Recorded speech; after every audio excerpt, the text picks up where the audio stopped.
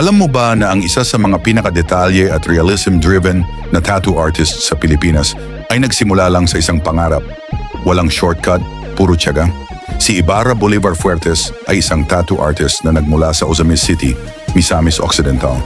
Ang ported niya sa pagtatattoo ay realism at highly detailed works, lalo na sa portraits, black and gray realism, at malalaking back pieces at full sleeves.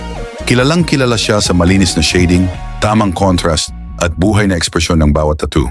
Hindi lang basta disenyo, kada piraso ay pinag-isipan, pinag-aralan at pinaghirapan. Sa paglipas ng panahon, ang kanyang dedikasyon ay nagbunga. Naging kalahok at kinikilalang artist sa tattoo conventions at nakatanggap ng iba't ibang parangal at pagkilala sa mga tattoo events.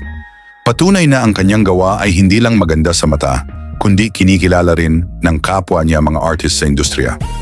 Ang hindi alam ng marami, ang bawat tattoo ni Ibarra ay simbolo ng sakripisyo.